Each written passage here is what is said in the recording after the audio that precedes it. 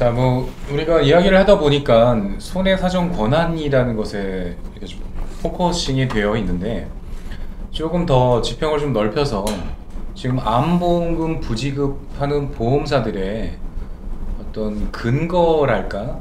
논리적인 논리적인 근거가 되는 역사적인 어떤 사건 이런 것에 대해서 우리 그 부위원님이 좀 간략하게 좀 설명을 해주시죠. 왜 보험사들은 이 무리한 주장을 끝까지 관철시켜야 되는지에 대해서 좀 우리 듣고 보시는 우리 회원들을 위해서 편안하게 이 보험사들이 왜 그러는지, 왜 그러는 겁니까 보험사들? 일단 뭐 이거 답변하기 앞서서 쭉 어떤 결국 분쟁과 다툼을 없애는 것이 어떤 시민단체나 이 사회의 어떤 활동을 하시는 분들의 목표 아니겠습니까? 다툼 자체가 목적이 되거나 싸움 자체가 목적이 돼서는 안 되는 거 아니겠습니까? 상대의 제거가 목적이죠. 손해사정사 선임 권한도 마찬가지입니다. 보험금 청구서에 손해사정서를 애초에 접수해서 넣으면 됩니다. 청구 단계에서? 네. 내가 선임할 터이니 3일 안에 지급하든가 아니면 3일 안에 지급 안 하게 되면 저에게 손해사정사 권한이 있음을 고지합니다. 동의해라. 그럼 될 거. 동의하라고 할 것도 없는 한 통보예요. 권리에 대하여 뭐 통보하는 거예요. 내 현존하는 권리를. 그래서 그런 아이디어가 있겠다는 놀라운 것이고요. 아이디어인데요. 네, 그렇게 해서 이걸 가름해야 될 것 같습니다. 네. 그다음에 이제 이 질문에 대한 답변은 뭐 다 잘 아실 것입니다. 손해사정이라는 게 뭡니까? 실질적인 어떤 손해 산정에 대하여 어떤 들어가는 비용뿐만 아니라 실질적으로 우리가 보상해야 될 금액이나 더 나아가서 배상해야 될 금액이나 어떤 책임을 묻고자 하는 것 아니겠습니까? 책임을 져야 할 자에게, 지금 같은 경우 보험자겠죠. 근데 보험이라는 게 사실 너무 어려워요. 보험이 뭐예요? 어렵단 말이에요. 그렇죠, 어렵죠. 예, 우리가 필연적으로 예상되는 것도 있지만 예상되지 않는 일이 벌어졌을 때 어떤 내 삶의 어떤 그런 인간적인 가치를 지키려고 보험을 가입하는 거 아니겠습니까? 그렇죠. 네, 뭐 암뿐만이 있습니까? 중증 질환 환자들이라든가 많은 어떤 삶의 고통을 당하고 있는 환자들이 일상이 무너졌기 때문에 예, 어떤 이 낭떠러지에서 마지막 날을 지켜줄 수 있는 이런 하나의 끈앞풀 같은 게 이제 보험일 텐데 정작 보험을 들고 나서 보험을 청구하니까 이제 부지급을 하는 거잖아요. 그렇죠. 지금 부지급하는 이유가 뭐겠습니까? 보험회사의 이익을 위해서 손해사정을 하면 보험회사 입장에서 조금만 줘도 되니까, 그리고 계약자 입장에서 손해사정을 하면 계약자 입장에서 손해액이 커지니까 그렇죠. 서로가 이런 이익관계거든요. 그럼 우리는 어떻게 되냐면 보험회사가 있고 계약자가 있으면 이 중간 지대가 너무 넓은 거예요. 안 되죠. 모호한 규정들이죠. 그렇죠. 그러니까 우리 계약자 입장에서 봤을 때 이 모호한 규정을 다 쓸어서 버려야 돼요. 그렇죠. 그럼 우리 딱 아주 편협하게 10이나 1만 갖고 얘기해야 되는 거예요. 그렇죠. 왜냐면 보험회사도 그렇게 하고 있기 때문에. 그럼 이런 입장에서 얘기한다 보면 그 명백한 규정이 있는 것은 명백한 규정대로 주고 그 뜻이 모호할 경우에는 계약자에게 좀 더 유리하게 해석을 해주고 또 이런 사회적인 풍토가 되어야 하는데 이것에 대하여 그 제대로 이행되고 있지 않은 것이죠. 그렇죠. 그러면 아까 지금 사회자분께서 뭐 질문을 하신 그 내용에 대해서 얘기를 하면 뭐 여러 가지가 있겠습니다만 그 입원에 대한 정의라고 하는 것이 사실은 규범적인 정의 아닙니까? 네. 근데 이런 규범적인 정의가 없었을 때 군부대에서 입원한 것도 입원 일당을 주라는 거거든요. 네. 마찬가지로 뭐 수술에 대한 정의가 있었을 때와 없었을 때가 있지 않습니까? 그렇죠. 그 수술에 대한 정의는 생체의 조직의 일부를 절단, 적출, 제거하거나 뭐 이렇게 써 있단 말이에요. 근데 이게 없었을 때에는 항암주사나 방사선도 사실상 치료를 하나의 방법이기 때문에 수술비를 주라는 것이었죠. 그럼 마침 지금 문제가 되고 있는 게 암 치료를 직접 목적으로 한 입원 아닙니까? 네. 그래서 일부의 주장은 어떤 약관대로 지급하라 네. 이런 주장이 하나가 있고, 또 하나 일부의 주장은 2016년 대법원 판례가 있으니까 판례대로 줘라 이런 주장이 있고, 또 금감원은 금감원대로 나름의 규범을 가지고 얘기하고 있는 것 아닙니까? 세 가지 형태에 대해서. 그렇다면 이제 제가 갖고 있는 생각은 무엇이냐면 이거예요. 직접 치료 여부가 보험금 부지급의 주요한 사항 아니겠습니까? 그러면 직접 치료에 정의가 없었을 때와 있었을 때를 구별되어야 되는데 없었을 때까지 직접 치료 유무를 보험금 부지급의 이유로 삼아서는 안 된다는 것이죠. 약관에 직접 치료에 대한 정의가 없었기 때문에 그때는 직접 치료 여부가 보험금 부지급의 이유가 될 수 없다는 것이에요.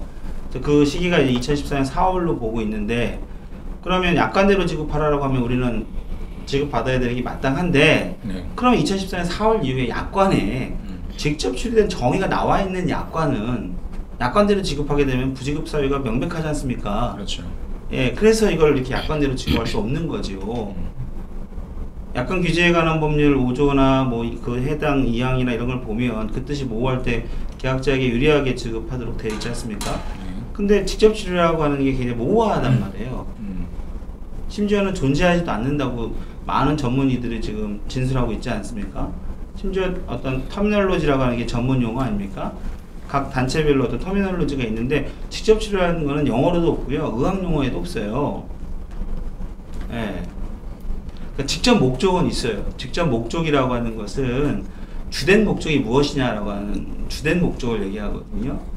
질병과 재해가 겹쳤을 때 직접 목적이라고 하는 것은 질병이 직접적인 목적인지 혹은 뭐 재해가 직접적인 목적인지 이런 어떤 규범적으로 나누는 기준은 될 수 있지만 예, 직접 치료라고 하는 건 대체 난 모르겠거든요. 영어로도 해석도 안 되고 예, 그래서 지금 보험회사가 굉장히 좀 난처한 상황에 놓여 있지 않을까 싶습니다.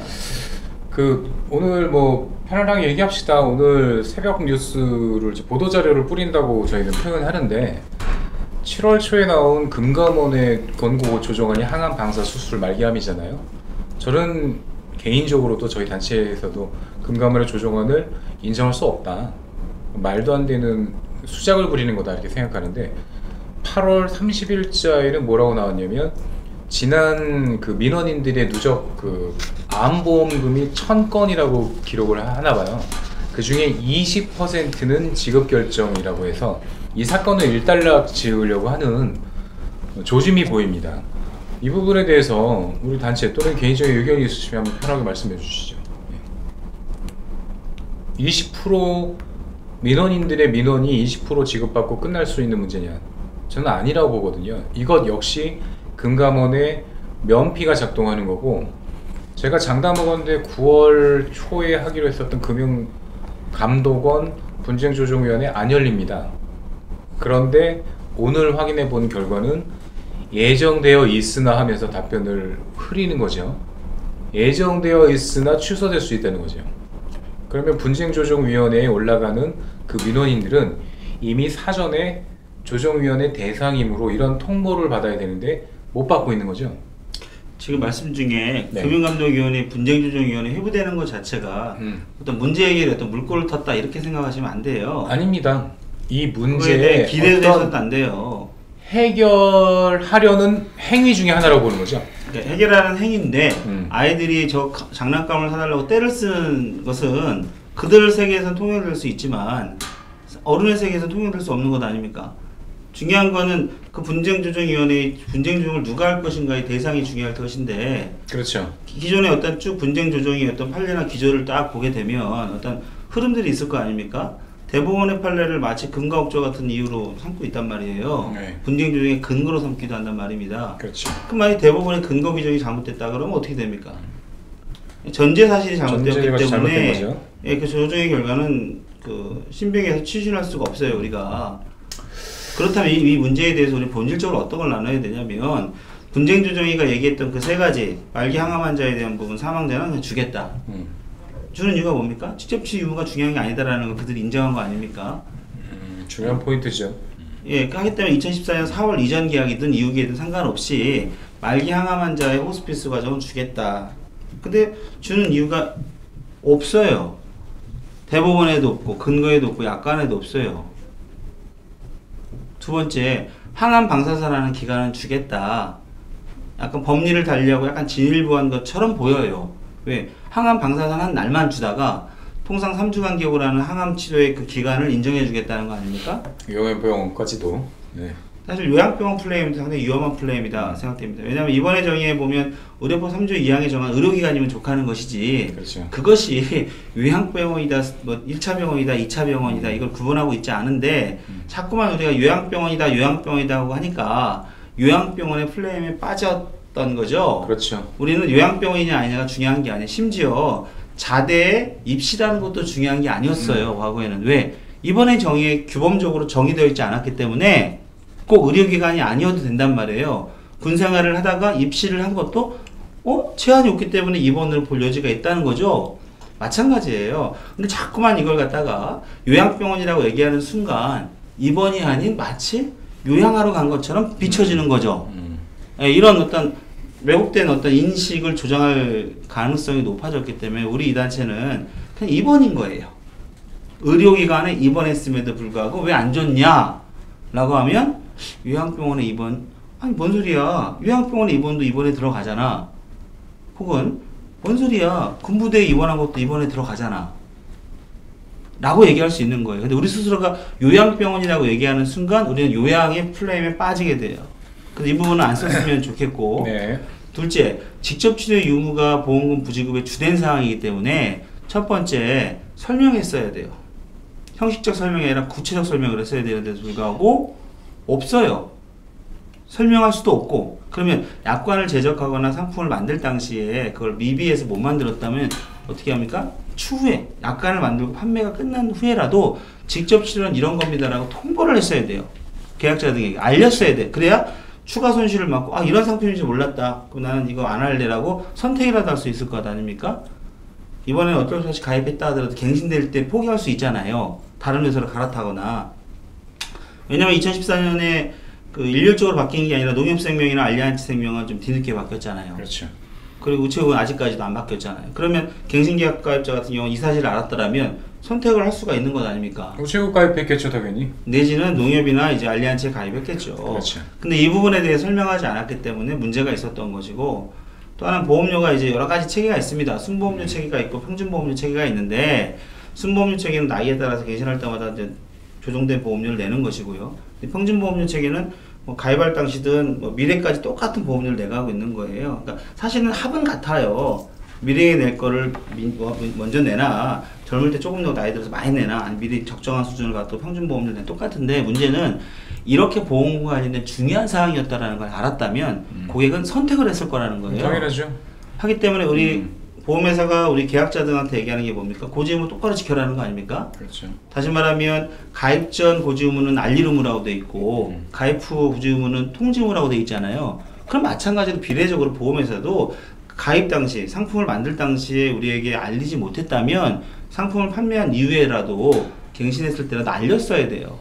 근데 그 통지 의무를 지키지 않았다는 것은 매우 잘못된 처사다. 자, 그 지점에서 2015년과 2017년의 금융감독원의 꿀팁은 지금 위원님께서 말씀하시는 것을 굉장히 잘 설명하고 보호하는 알림 기능을 했다고 생각하는데, 금감원이 굉장히 좋은 일을 한 것이네요. 네, 일단은 직접 치료에 대한 의미가 담기기 시작했던 14년 이후의 꿀팁이기 때문에 15년과 17년도의 그 보도 자료는 훌륭한 자료다라고 일단 자평하고 싶고, 다만 아쉬웠던 점이 있었죠. 14년도에 이런 약관 개정이 일률적으로 이루어지고 나서의 꿀팁은 그렇죠. 15년도에 14년 4월 이후 계약에 한정된다라는 걸 국민한테 알렸어야 하는 것이었고요. 그 부분이 빠졌죠. 또 하나 16년도에 어찌됐건 간에 그 2016-230134라고 하는 2심 판결을 확정짓는 심리불속행 기각 판례에 따라서 17년도에 보도자료는 적어도 직접 치료의 범위를 직접 치료한 날로 한정할 것이 아니라 직접 치료와 직접 치료를 한 그 중간의 입원도 해당 법리에 따라 필수 불가결한 입원이다라는 걸 알렸어야 됨에도 불구하고 알리지 않았다는 거죠. 그러니까 그 꿀팁에 대한 정의가 어디 약관부터 적용되는지를 한정적으로 국민한테 알렸어야 되는데, 금융감독원은 그걸 하지 않고 보험회사의 입맛만 맞춰준 꼴이 돼버린 거죠. 예, 좋은 지적입니다. 금융감독원이 그 공무원이라고 생각했었던 불과 7, 8개월 전에 그 제 생각의 어리석음이 무척이나 화가 나는데, 금융감독원에 여전히 그 이 문제의 해결을 요청할 수 있을까요? 어떻게 생각하십니까? 금융감독원은 이 문제를 해결할 수가 없습니다. 뭐 우리가 같이 삼자대면도 해봤지만 지금 보험회사가 민원이 막 난리가 난 거 아닙니까, 이 사회가. 근데 마치 뭐 보험 민원이라든가 우리 보안부 같은 이런 건전한 사회단체 우리들한테 이 책임을 떠넘기는 듯한 이런 이야기도 많이 듣고 있는데요. 우리는 우리 잘못이 아니에요. 보험회사 스스로가 금감원에서 주라면 주겠다고 얘기했고, 툭하면 금감원에다 민원 넣으라고 하지 않습니까? 그렇죠. 제가 제일 황당했던 게 금감원에다 문의를 해도요 민원을 넣으라고 금감원 직원 얘기를 해요. 소송을 하라고 하기도 하죠. 금감원. 네. 뭐 그런 얘기를 해요. 내가 지금 대체 민원을 넣고자 민감원에다가 전화한 게 아니라 난 문의를 하기 위해서 전화를 했음에도 민원 넣으라고 그래요. 마치 이제 민원공화국처럼 말해요. 뭐든지. 참 이해 안 되는 그런 행태입니다. 왜 금감원을 못 믿는지 첫 번째는 금감원 여러분 다 아시겠지만 월급 누가 줍니까? 보험회사에서 지급하고 있죠. 보험회사에서 주지 않습니까? 근데 그 사람들한테 어떻게 우리 민원인들 다시 말하면 계약자 등의 권리를 구제받기를 원합니까? 애초에 태생적으로 길이 다른 사람들이기 때문에 안 된다 저는 생각하고요. 그럼 방법을 제가 생각하는 방법은 뭐냐면 그 소비자 보호원 있지 않습니까? 한국 소비자원이죠. 소비자 보호는 이제 안 해주죠. 소비자를 보호의 주체로 보지 않기 때문에 한국 소비자원에다가 이거 민원을 넣고 개별 사안을 회신을 받아야 되는데 참 그것도 난망한 일입니다. 관련 부처인 금감원에다가 이거를 막 떠넘기기도 하고 막 이렇게 하거든요. 그렇게 되죠 지금은. 네, 꼭 그런 것은 아닙니다. 그래서 개별 사안에서 소비자원이 어떤 그런 권고를 내릴 수가 있어요. 근데 이거를 보험회사가 거역하기가 어렵습니다. 사실상. 다만 거역하려면 이제 소송 등을 통해서 이의를 제기하면 뭐 되겠습니다만 건건이 어떻게 다 소송을 제기하겠습니까? 그래서 집단 분쟁 조정으로 회부할 수 있는 방법이 없는가? 집단 소송부터입니까? 어떻게 생각하세요, 여러분들은? 저도 이제 거기에 덧붙여서 이제 여러분하고 나누고 싶은 이야기가 얼마 전에 그 삼성생명 즉시연금 사고가 있었잖아요. 네. 이 사건의 결과에 따라서 소수의 계약자들이 소송하는 것에 대해서 금융감독원이 어떤 태도를 취했죠? 소송비를 지원해줬죠. 인당 3천만 원이라고 하죠. 우리 단체 또는 우리가 이 암보험금 지급건에 대해서 금융감독원에 소송 비용을 청구하는 건 어떨까라는 생각인데 여러분 뭐 각자 의견 한번 말씀해 보시죠. 먼저. 소송 비용. 금융감독원이 그 삼성생명의 즉시연금 건에 대해서는 왜 그 민원인들의 힘을 실어주면서 삼성생명과 다투라고 물론 10명에서 20명 정도의 소송자였거든요. 그들에게 3천만 원의 대법원까지 갈 그 소송 비용을 지급하겠다라는 게 대대적으로 보도가 됐잖아요. 이건 의미 있는 다툼을 하는 건데, 예. 의미 있는 다툼이 맞습니다. 일단은 근데 제가 느낄 때는 어떻게 보이냐면 그 손해액이 암 입원 환자들에 대한 손해액보다는 미비하다라는 생각이 저는 들어요. 작다. 네, 그러니까 그걸 주고 보험회사에서 뭐 보기 좋은 우리는 그래도 이렇게 해서 이 사람들을 즉시연금을 구제를 했다라는 어떠한 선한 이미지를 덮을 수 있다라면 자기들한테 더 이득이 되지 않나. 그리고 사실 암 입원 환자만을 놓고 보더라도 암 입원 환자 지금 최소 150만 명 이상이라고 저희가 판단하고 있지 않습니까? 네. 통계적으로 나오고 있는데 사실 즉시연금자들보다도 훨씬 더 많은 인구거든요. 그리고 지금 그 많은 분들이 뭐 합의나 공고 등으로 인하여 약관에 따른 뭐 100% 지급이 아닌 뭐 50%, 20% 지급 그리고 뭐 이후에는 더 지급도 아예 못 받는 경우까지 그렇죠. 자기 스스로의 권리를 포기하고 있는 상황이시거든요. 그렇게 놓고 본다면 저희 그 암 환자분들이 더욱더 이 나라에 소송비 지원을 받고 제대로 된 소송을 진행해야 되는 상황이죠. 이전에도 또 그런 문제가 좀 큰 게 있었죠. 자살보험금 지급에 따른 문제도 사실 굉장히 중요한 문제였거든요.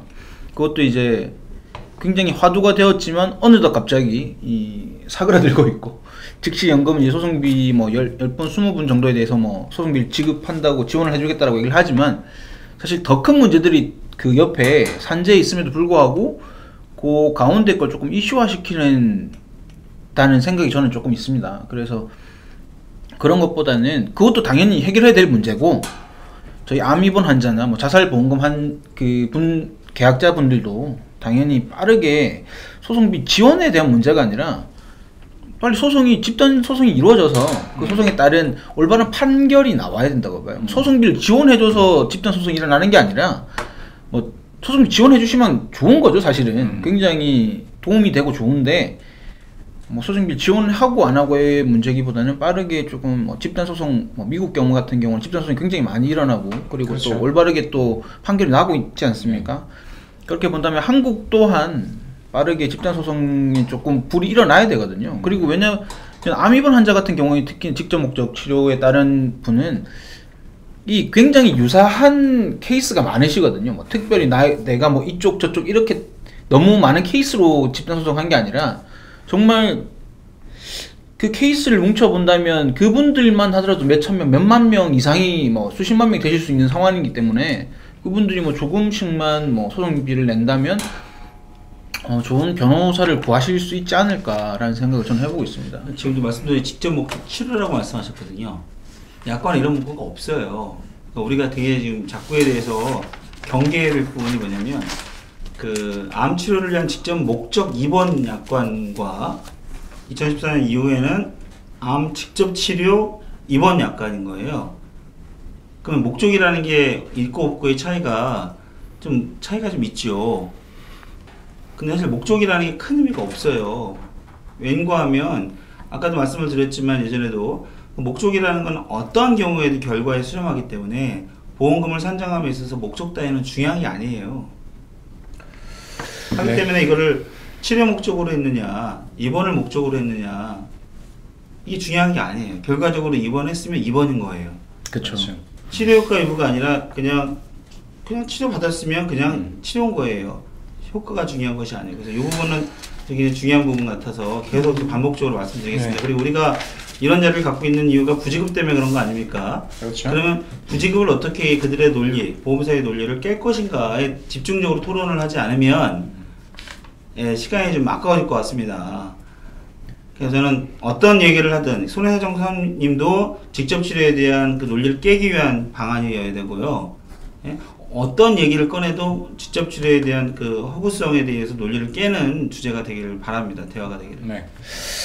오늘 우리가 한 50분간 이렇게 이야기를 나누고 있는 동안 우리가 다투고 있는 이 암 입원 보험금 부지급 건에 대해서 우리의 주장들을 거론했습니다. 거론했었던 주장들 중에서 중요한 손해사정 선임 권한에 대한 부분과 직접 치료의 유무, 우리는 입원에 대한 정의를 이야기하는 것이기 때문에 치료 유무, 치료 결과, 효과 이 부분에 대해서 이야기하지 않겠다. 또 요양병원에 대한 입원에 대한 어떤 협소한 프레임이 빠지지 않겠다는 몇 가지 이야기를 나눴는데 마지막으로 여러분 각자가 생각하는 이 다툼, 보험사 횡포라고 규정한 이 다툼의 끝, 궁극의 어떤 길, 가야 될 방향이 무엇이라고 생각하는지 질문이 좀 어려우신가요? 괜찮죠? 네. 보험사들의 이 횡포에 맞서서 지금 민원인들, 우리 회원들은 최소한 이런 행동들을 해야 된다라는 것이 있다면 간략하게 한 말씀씩 해주시고 오늘 이 자리 마치도록 하겠습니다. 방금 전에 최 회장님께서 단체 소송이라는 것을 어떻게 하면 좋겠냐라고 얘기를 했잖아요. 근데 보험사는 지급을 안 하려고 할 겁니다. 그런데 이 손해사정 선임권이 여러분들한테 우리한테 얼마나 중요하냐면요. 이 손해사정사는 공정하고 객관적으로 손해사정을 해야 됩니다. 그러니까 보험계약자가 됐든 보험회사든 치우치면 안 돼요. 보험업법에 보면, 보험업법 감독규정에 보면 손해사정사는 조사를 할 때 보험약관을 공정하고 객관적으로 분석을 하게끔 돼 있단 말이에요. 그러면 그것을 분석을 해서 보험회사한테 청구를 했을 때는 보험회사는 지급을 해야 되는, 보험업법 규정 지급을 해야 된단 말입니다. 근데 보험회사 지급하지 않고 있죠. 근데 지금 현재 암 환우들이 아마 다수 암 환자들이 지금 현재 동의를 해줘버렸기 때문에 보험회사한테 지금 미지급받은 부분들이 있을 거라는 거죠. 그렇죠. 그런데 보험회사 측에 혹시 손해사정에 관련된 서류를 한번 여러분들 달라고 해보십시오. 손해사정 보고서가 어떻게 써져 있는지 정말로 공정하고 객관적이지 않습니다. 그러면 이 집단소송에 있어서 저의 생각은 이렇게 한번 생각을 해보고 싶습니다. 여러분들이 그 개인정보에 관련돼서 손해사정 부분을 다 넘겨주셨잖아요. 그 부분들을 철회하고 다시 손해사정을 공정하고 객관적으로 해서 그걸 가지고 보험금 부지급을 할 때 우리 보안무위원회 식구들이 모여가지고 집단소송을 하면 이것을 맡아서 하실 저는 공정하고 객관적인 변호사가 있다고 봅니다. 제 입장에서는 있다라고 봐요. 왜? 대한민국에 깨어있는 변호사가 한 분도 안 계실까요? 저는 있다라고 보거든요. 이렇게 돼야지만이 보험사는 지급을 할 것 같습니다. 그리고 보험사는 보험금 청구를 할 때 한번 이게 제대로 법에 대한 논리를 펴놓지 않으면 여러분들 보험금 청구하실 때 보십시오. 계속 보험사는 압박을 할 겁니다. 그런데 이 압박받기 전에 먼저 키포인트가 뭐냐면 손해사정 선의무사를 통보하십시오. 그러면 보험사는 굉장한 부담을 느낄 겁니다.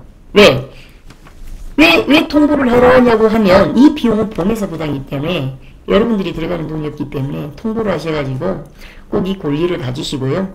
이런 권리들이 포기하셨던 것들이 있다고 하면 철회를 하셔가지고 다시 공정하고 객관적인 손해사정을 받아보시기를 저는 좀 개인적으로 우리 보안무위원회 회원들에게 요청하는 바입니다. 네, 좋은 말씀 감사합니다.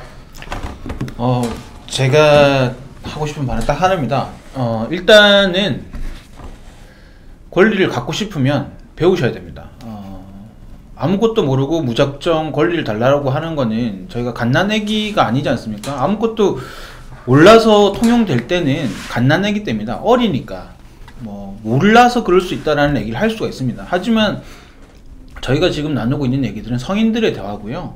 이 성인들의 대화를 올바르게 진행하려면 스스로가 지식이 있어야 됩니다. 내가 어떤 권리가 있는지도 모르면서 무작정 달라고 할 수는 없는 거거든요. 그리고 일단 저희 의무도 알아야 됩니다. 어떠한 의무를 진행하고 그 권리에 대해서 주장을 해야 되는 게 맞는 것인데 아무런 의무도 없고 아무런 권리도 없는데 무작정 다 내놔라 하는 건 떼쓰는 거거든요. 그러니까 절대 떼쓰는 사람이 되지 마시고 제대로 배워서 내 것도 지키고 남의 것도 지켜주시고 그리고 저희가 가지고 있는 권리와 우리나라의 법은 굉장히 잘 되어 있습니다. 우리나라를 미워하지 마시고요. 보험사를 무작정 미워하지 마시고 저희가 정당하게 요청하고 또 그리고 지급을 하라고 서류를 넣는다면 충분히 진행이 되지 않을까 저는 생각을 하고 있습니다. 네. 마지막으로 한 말씀 해주시죠. 우리 보험 계약자들도 무조건 보험금을 청구하면 다 받을 수 있을 것이다라는 생각을 버려야 됩니다.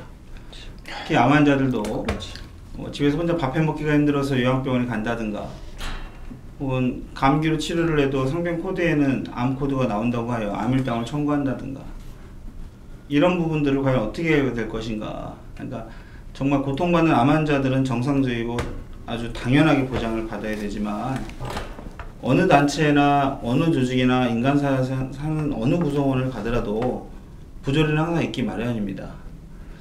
우리가 과연 어디까지 안고 가야 될 것인가에 대한 고민을 아주 오래전부터 저는 해왔던 사람으로서 정말 억울한 분들, 반드시 보험금을 받아야 될 사람들, 이런 사람들을 지켜내기 위해서는 우리가 지금 여러가지 우리의 목소리들이 있지 않습니까? 여기서 참 다투기도 어려운 장기 입원이 무엇인지, 적정한 입원이 무엇인지, 부당한 입원이 무엇인지 결국 이것 또한 울랄라 콩가일 수밖에 없는데 우리가 직접 치료에 대한 허구성에 너무 매몰된 채 이런 부당한 사례까지 간과하는 일은 없도록 정말 자기 성찰과 우리 주장을 함에 있어서 내부적인 그런 고민들과 번뇌가 많이 쌓입니다. 그리고 소위 이 사회 전문가라고 하는 법관이나 판사, 혹은 변호사, 의사들의 그 보험에 대한 몰 이해로 빚어지는 이런 어처구니 없는 그런 판결문, 어처구니 없는 어떤 의료 자문서 이런 부분에 대해서도 우리는 깊이 들여다봐야 됩니다. 여러분이 법률 전문가가 아니고 의료인이 아님에도 불구하고 이것을 보아야 될 이유가 무엇이냐면 한국 사회에서 보험을 가입했고 이런 사회에 살고 있기 때문입니다. 여러분의 고통이 얼마나 큰지 알고 있지만 대체 그들이 왜 보험금을 못 주겠다라고 얘기했는지 정도는 알아야 되지 않겠습니까?